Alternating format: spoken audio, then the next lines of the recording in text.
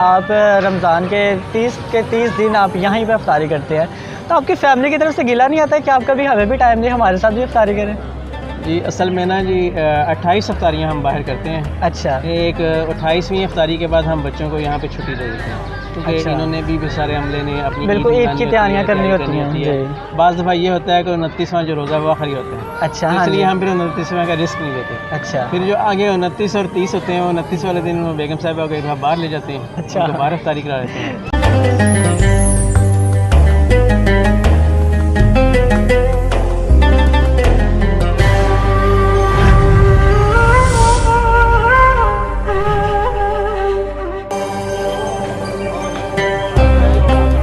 अस्सलामुअलैकुम, good morning Sahiwal, सुबह खैर, जागो साहिवाल। रमज़ान स्पेशल प्रोग्राम आप देख रहे हैं और आज आपको रमज़ानुल मुबारक का तीसरा जुम्मा बहुत बहुत मुबारक हो। और जनाब मैं मौजूद हूँ कनान पार्क के बिल्कुल सामने टीबी हॉस्पिटल में, और यहाँ पर जनाब राह हक वेलफेयर फाउंडेशन की जानिब से रोज़ाना की बुनियाद पर सैकड़ों अफराद के लिए फ़्री इफ्तार का अहतमाम किया जाता है, जहाँ पर जो लोग हैं वो बाइज़्ज़त तरीके से इफ्तार करते हैं। और जनाब आज हम यहाँ पर आए हैं और यहाँ पर जो इंतज़ामात है उस हवाले से हम आपको बताएंगे। और जो प्रेसिडेंट हैं राह हक वेलफेयर फाउंडेशन के जनाब बाबर सगीर साहब, हमने उनके साथ गुफ्तगू की है, वो भी हम आपको जनाब बताएंगे। So stay with me.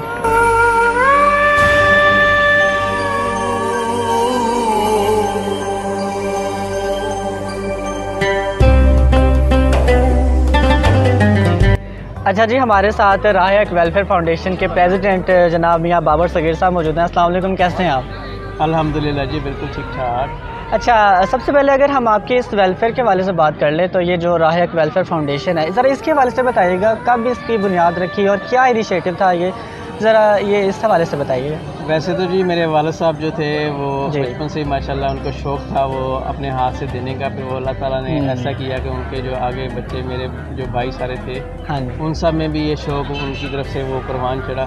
और करते करते अल्हम्दुलिल्लाह आज जो हमारा सिलसिला जो हमने 100 घरानों से शुरू किया था अच्छा, माशाल्लाह। राशन का, वो अल्हम्दुलिल्लाह तकरीबन 20 साल का सफ़र है ये। तो 10 से 12 हज़ार घर में हम माहाना की बुनियादों पर हम राशन देते हैं। अच्छा, साहिवाल में कनान पार्क के बिल्कुल सामने टीबी हॉस्पिटल में ये आप रमज़ानुल मुबारक के बाबरकत महीने में कमो बेश 1000 अफराद के लिए आप मुफ्त इफ्तारी का अहतमाम करते हैं, तो इस हवाले से बताइएगा कि ये तादाद बढ़ती है या सिर्फ कांस्टेंट ही रहती है, और ये इसका क्या सारा सिस्टम है? ये जी जैसे ना हफ्ते के मुख्तलिफ दिन होते हैं। जुमे को जो होते हैं वो कारोबारी हजरात जो होते हैं वो छुट्टी पे होते हैं, उस दिन तादाद और होती है। जुमे अच्छा। रात को जो मजदूर तबका है वो 5 बजे छुट्टी करके अपने घरों में चल जाता है, क्योंकि जुमे को उस दिन छुट्टी होती है। जुमे रात की तादाद और होती है। इतवार को सरकारी मुलाजमिन की छुट्टी होती है, इतवार की तादाद और होती है।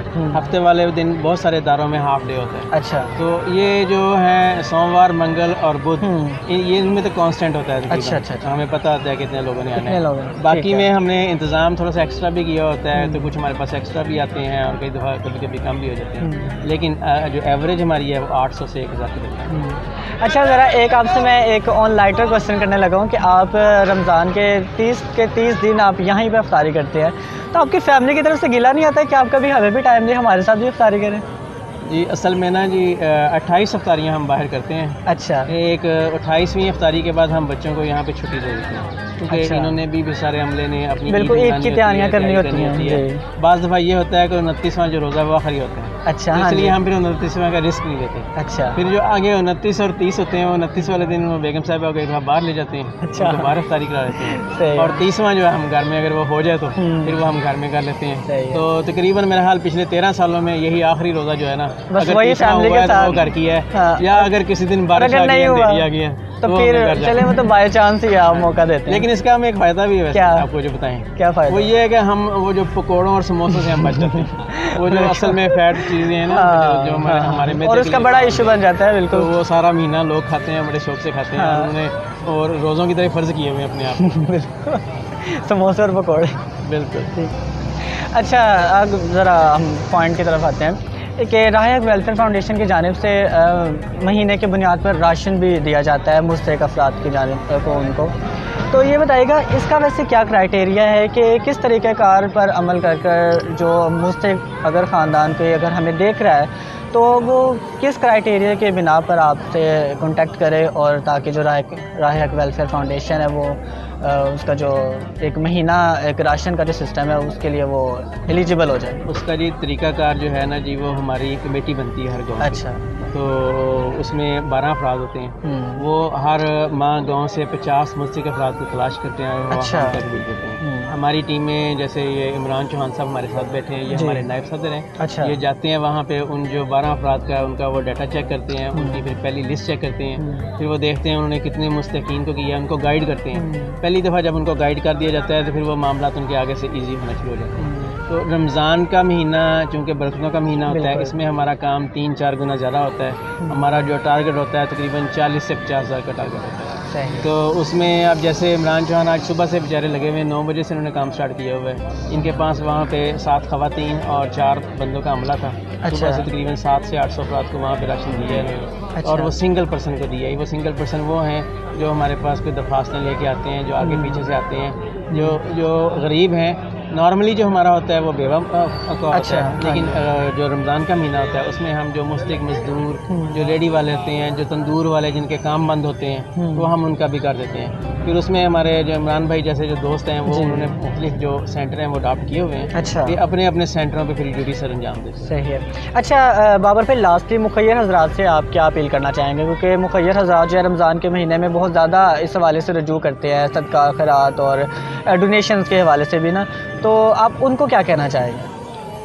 देखें जी, मैं सऊदीया गया हूँ को 5-6 दफ़ा। अच्छा। तो इफ्तार में नहीं अभी तक मैं कभी गया रमज़ान के महीने में, क्योंकि हमारा यहाँ पे इफ्तारी का सिस्टम होता है तो उसमें नहीं गया।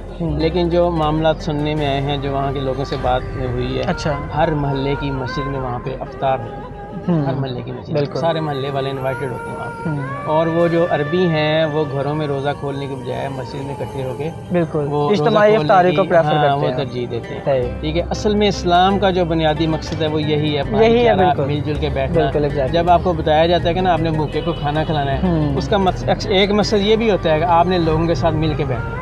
ठीक है, जब आपको कहा है कि अफ्तारी करवाएं, अफ्तारी का सवाब है, तो अफ्तारी का मतलब ये नहीं है कि सिर्फ आपने अफ्तारी कर सिर्फ सवाब के खातिर। उसमें एक चीज़ ये है, आपके साथ लोग बैठेंगे, आपको उनके मसाइल का पता चलेगा, आपको उनके साथ आगाही होगी, मुख्तलिफ बातों का बंदे को पता चलता है। तो मेरी ये ख्वाहिश है कि जो मुखय्यर हजरात है ना, वो महल्ले की मस्जिद में हर रमज़ान शरीफ में वो अगर इफ्तार डिनर कर लेना, ज़्यादा नहीं 100 बंदों के कर, ठीक है, वो 100 लोग वहाँ पे हैं, उनके साथ वो इफ्तारी करें। तो ये अगर हर इलाके में ऐसा हो जाए ना, बहुत सारी मुखय्यर शख्सियात हैं, बहुत सारे लोग करते हैं, मैं ये नहीं कहता कोई नहीं करता, पाकिस्तान जो है वो मुखय्यर शख्सियात से बड़ा है। साहिवाल में इतने लोग हैं माशाल्लाह, अच्छे काम कर रहे हैं, नेक काम कर रहे हैं, वो एक हाथ से देते हैं, दूसरे को पता भी नहीं चलता। लेकिन जो इज्तिमाई इबादत है ना, उसकी बहुत अहमियत है इस्लाम में। हम सिर्फ ऐसी एक चीज़ को पकड़े हुए हैं कि आप छुप के दें, एक हाथ से दें, दूसरे को पता ना चले।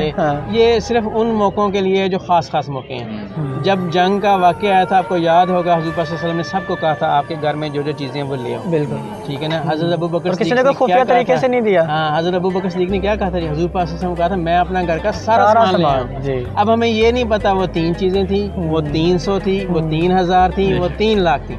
मकसद क्या था? ठीक है, वो उनकी नीयत थी।